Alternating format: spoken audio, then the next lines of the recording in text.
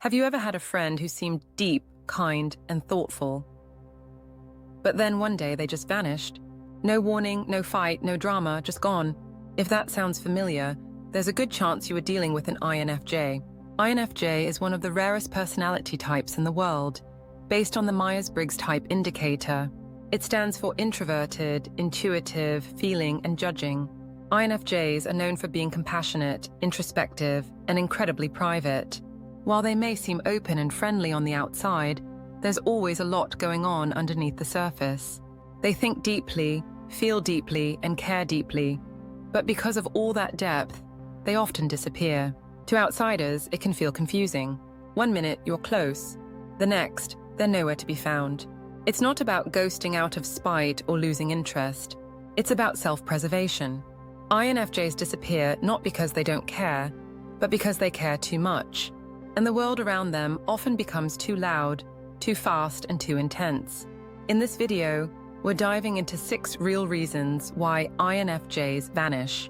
Whether you're an INFJ trying to understand yourself better, or someone who knows one and wants to understand them more, this is for you. Let's pull back the curtain on the INFJ mind and finally make sense of why they sometimes need to step away from the world. Reason 1. Introversion and energy depletion. INFJs are true introverts. This doesn't mean they don't like people.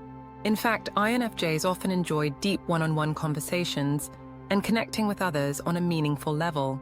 But being around people, especially in group settings or for long periods of time, can leave them feeling completely drained. Introversion is not about being shy, it's about where you get your energy. Extroverts gain energy from being around people. INFJs, on the other hand, use energy when they're around others. Every interaction takes a little bit of their mental and emotional fuel. And once it runs low, they need to be alone to recharge. For INFJs, disappearing is often the only way to protect their energy. Even if they enjoy someone's company, too much socializing can become overwhelming. They might start to feel like they're losing touch with themselves. That's when they quietly pull away. Not because they don't like the people around them, but because they're starting to feel exhausted inside. This energy depletion can happen quickly, especially if the INFJ is around loud or chaotic environments. They're often highly sensitive to noise, bright lights, or too much stimulation. Add in people's emotions and expectations, and the INFJ might hit a wall. When they do disappear, it's usually to spend time alone, reflect, and refuel. They might dive into a favorite book, take long walks, or simply sit in silence. These quiet moments aren't optional, they're necessary. Without them, the INFJ can't function at their best. Recharging in private is the INFJ's way of staying mentally and emotionally healthy. Reason 2. Emotional overload. INFJs don't just think deeply, they feel deeply too. They're highly empathetic, often sensing the emotions of others even without words. If someone close to them is sad, stressed, or upset, the INFJ feels it like it's their own. Over time, all this emotional input builds up, and if they don't have space to release it, they reach a breaking point. Unlike some personality types that can brush off emotional tension, INFJs carry it with them. They listen, absorb, and try to help. They want to heal people, fix situations, and ease pain. But because of this, they often take on too much. When they do, their own emotional health suffers. This is where disappearing comes in. When an INFJ vanishes, it's not always about being tired or introverted. It's often about emotional survival. If they've been around too much negativity, conflict, or sadness, they'll suddenly need to step back. They might not even realize why at first. They just know they're not okay. The emotional overload can come from many places. Maybe they've been helping a friend through a tough time. Maybe work has been draining them emotionally. Maybe they've been bottling up their own feelings for too long. Whatever the cause, their nervous system goes into overdrive and they shut down. During these disappearances, INFJs are not being cold or distant. They're trying to recover. They might cry, write in a journal, or just sit with their emotions. They need quiet, space, and zero pressure to get back to a calm place inside themselves. If you care about an INFJ who's gone quiet, don't take it personally. They're not ignoring you, they're overwhelmed. Give them time. When they feel safe again, they'll re-emerge, usually more centered and more themselves. Reason 3. Need for deep processing. INFJs live in their heads a lot. Their minds are constantly running, analyzing, imagining, and questioning. They don't just react to life, they try to understand it. Every conversation, event, art, scent, or emotional experience gets filed away and examined. But that takes time and space, two things that are hard to find in everyday life. This is why INFJs often disappear. They need uninterrupted time to think. Not just surface-level thinking, but deep processing. They want to know what something meant, how it made them feel, and what it says about who they are or what they want. If they don't take that time, they start to feel disconnected from themselves.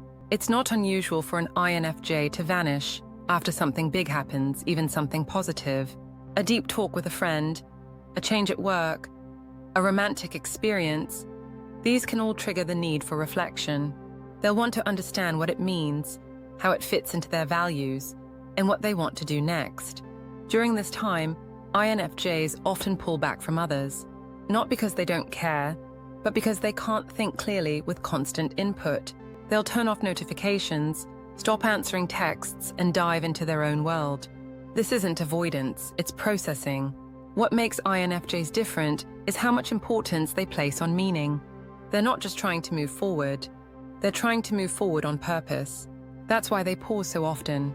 They want to make sure every step they take feels true to who they are.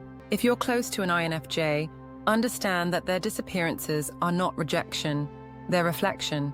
Give them the space to explore their thoughts. When they return, they'll bring back insight, clarity, and a stronger connection. Reason 4. Avoidance of conflict. INFJs crave peace. They're natural harmony seekers, and nothing rattles them faster than conflict. Arguments, yelling, or even passive-aggressive tension can leave them feeling shaken. It doesn't matter if the conflict is with a stranger or someone close. INFJs just don't deal well with emotional chaos. That's because they feel everything. When someone is angry or hurt, the INFJ picks up on it instantly. They often sense conflict before it even happens, noticing small changes in tone, body language, or mood. And because they value emotional safety, they'll do almost anything to avoid a blow-up. In many cases, the way they avoid conflict is by disappearing. If an INFJ senses a conversation is heading toward confrontation, they might go silent. If a relationship is getting tense or complicated, they might step away for a while. They don't always say why, they just pull back. This behavior isn't immature or manipulative. It's protective. INFJs know that if things explode, they'll absorb all the emotional damage. So rather than stay and fight, they choose to pause and retreat. This gives them time to calm down, think clearly, and avoid saying something they'll regret. The downside? People can misread this as ghosting or avoidance. In reality, INFJs often want to resolve the issue. They just need to approach it in a calm and thoughtful way. Sometimes they'll write out their feelings instead of talking in the moment. Other times, they'll process in silence before re-engaging with a clearer mind. They don't want tension to last forever. They just want to feel emotionally safe before they step back in. If someone pressures them, pushes them to talk right away, or criticizes their silence, it only makes them pull away more. The best way to support an INFJ in conflict is to give them space, but let them know the door is open. When they feel safe, they'll come back. And when they do, they'll be ready to connect, listen, and work things out in a calm and respectful way. Reason 5. Feeling misunderstood or unappreciated. INFJs are complex people. They think deeply, feel intensely, and often have a unique way of seeing the world. But because they're so different, they're also some of the most misunderstood people out there. And when they feel like no one gets them, or worse, no one appreciates them, they begin to fade into the background. Most INFJs don't ask for attention. They don't need praise or constant validation. But they do need to feel seen. They want to know that the things they do, especially the emotional labor they put in, matter to someone. When that doesn't happen, it hurts more than most people realize. INFJs tend to give a lot in relationships. They listen when no one else does. They remember the little things. They offer advice, comfort, and support. But if this kindness is taken for granted, they start to feel invisible. And when that feeling builds up, their instinct is to disappear. It's not about punishing anyone. It's about self-respect. If an INFJ pours their heart into a connection and gets silence or surface-level interaction in return, they'll slowly pull away. They don't want to keep giving to something that doesn't give back. So instead of causing a scene, they just vanish, quietly, peacefully, but completely. This can happen in friendships, romantic relationships, even at work. If an INFJ works hard, offers ideas, or supports others and feels ignored, they'll disengage. They don't like asking for recognition. They just want to be understood without having to explain themselves all the time. Sometimes it's not even about being ignored, it's about being misunderstood. INFJs often see possibilities and patterns that others don't. When they express those ideas and get strange looks or shallow responses, it leaves them feeling out of place, like they don't belong, like they're not valued. So they retreat into their inner world, where things make sense, where they feel whole, where they don't have to constantly explain who they are. If you want to keep an INFJ close, show them you truly see them, not just when they're helping you, but all the time. Listen to their ideas, appreciate their depth.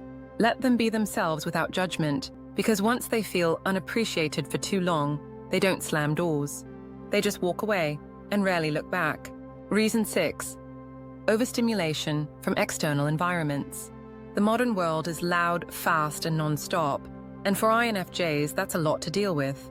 They are extremely sensitive to their surroundings. Sounds, lights, crowds, pressure, and chaos all take a toll.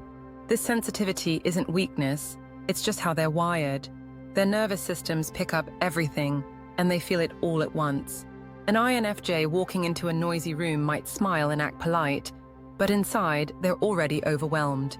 Bright lights, constant chatter, phones buzzing, and music in the background, it's too much. Add in social expectations or small talk with strangers, and they start shutting down. Even digital environments can be overstimulating. Endless notifications, fast-paced messages, emotional content on social media, it all adds up. What seems normal to others can feel like sensory overload to an INFJ. When this happens, they don't always explain themselves. They just vanish, log off, don't reply, skip the event, cancel plans. To others, it might seem like flakiness or rudeness, but to the INFJ, it's self-preservation. They don't disappear because they don't want to be around people. They disappear because the environment has become too much to handle. They need peace. They need slow. They need quiet. They need to unplug and reset. In these moments, even well-meaning questions like, "Are you okay?" can feel like pressure. So they turn inward, shut down the noise, and hide away. Not forever, just until their system calms down. Understanding this part of INFJs is crucial. They are not lazy, antisocial, or dramatic. They are sensitive in a world that never stops. And their disappearances are often the only way they can stay sane in a space that never slows down. Give them time. Let them rest. When the noise fades and their mind feels safe again, they'll be back, often with more energy, insight, and focus than before. INFJs are not trying to confuse anyone when they disappear. They're not playing games or shutting people out to hurt them. What they're really doing is protecting themselves in the only way that works. Life can feel overwhelming to an INFJ, not just because of busy schedules or noise, but because of how deeply they process every experience. They feel things others miss. They notice what others ignore. And when it becomes too much, they retreat, not to escape, but to recover. This behavior often gets misunderstood. People might take it personally, thinking the INFJ no longer cares or wants distance. But in reality, INFJs care so much that they need to step back to keep from falling apart. Their disappearances are not about detachment, they're about survival. If you love or work with an INFJ, the best gift you can offer is understanding. Don't force them to explain everything. Don't push them to stay connected when they're clearly overwhelmed.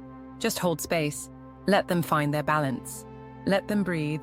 And when they come back, and they will come back, you'll find someone more present, more thoughtful, and more deeply connected than before. Because when an INFJ disappears, it's not the end. It's their way of finding their way back.